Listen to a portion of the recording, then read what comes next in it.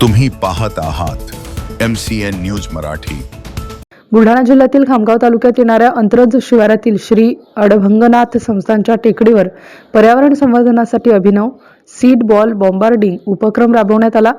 World for nature foundation आणि Lions club Khamgaon संस्कृती यांच्या संयुक्त विद्यमाने आयोजित या उपक्रमात उंच पठार तसेच दुर्गम व खोलगट भागात विविध देशी वृक्षांच्या बीज गोळ्यांचे रोपण करण्यात आले। नीम, चिंच, बेहडा, करंज, शिंदोडी, बहावा, अमलतास, बांबू, शिवण, बाभूळ, बोरू व सीताफळ आदी वृक्षांच्या बीज गोळ्या टेकडी परिसरात फेकण्यात आल्या। मनुष्याला थेट जाऊन वृक्षारोपण किंवा बीजारोपण करणे शक्य नसलेल्या ठिकाणी बीजगोळ्यांच्या माध्यमातून नैसर्गिकरित्या वृक्ष निर्मिती करण्याची ही पद्धत आहे। यावेळी वर्ल्ड फॉर नेचर फाउंडेशनचे बुलढाणा जिल्हाध्यक्ष तथा वृक्षमित्र संजय गुरव यांनी बीजगोळे तयार करण्याची पद्धत, बीजरोपणाचे महत्त्व आणि पर्यावरण संवर्धनातील त्यांची भूमिका याबाबत मार्गदर्शन केलं। खामगाव तालुक्यात प्रथमच राबवण्यात आलेला हा उपक्रम भविष्यात मोठ्या प्रमाणावर संपूर्ण बुलढाणा जिल्ह्यात राबवण्यात येणार असल्याचे सांगण्यात आले। MCN न्यूज मराठीकरिता शेख अजीज मोहम्मद, खामगाव। आपल्या इथे लायन्स क्लबचे वर्ल्ड फॉर नेचरचे कार्यकर्ते आलेले आहेत। त्यांनी इथं म्हणजे आपल्या भागामध्ये बुलढाणा जिल्ह्यामध्ये आतापर्यंत हे असं गोळा फेक म्हणून झालं वृक्षारोपण कुठं झालेलं नाही।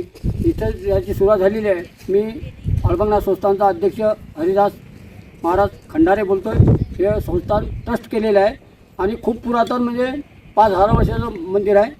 तिथं बऱ्याच गोष्टी म्हणजे पंक्ता वगैरे येत होतात, भंडारा वगैरे इथं सुरू केला आहे। ज्ञानदेव पारायण असते, नवनाथ ग्रंथ असतो, 7 दिवस कीर्तन असतात, त्याच्यानंतर संध्याकाळी दुपारून भागवत वगैरे असते। म्हणून इथं हजारो लाखो लोक येतात बरेच वर्षापासून। आणि पहिलं इथं काहीच नव्हतं, पण ते आता ट्रस्ट केल्यापासून आमदार साहेब फुंडकर साहेब यांनी खूप मदत केली रस्ता करण्यासाठी। पक्का रस्ता त्यांनी दिला, आम्ही सामूहिकमधून कच्चा रस्ता केलेला आहे इथं।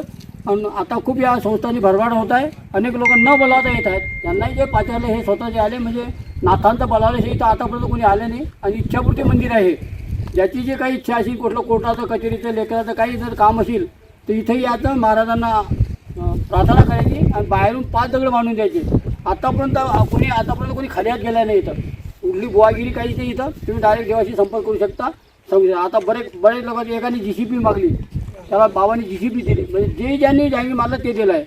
म्हणून आता यांनी जो हा उपक्रम राधला इथं या उपक्रम जो सुरू केला आहे खूप चांगला आहे। आणि यांच्या हाताने आता प्रत्येकाच्या हाताने आम्ही इथं झाडं वगैरे लावत आहे।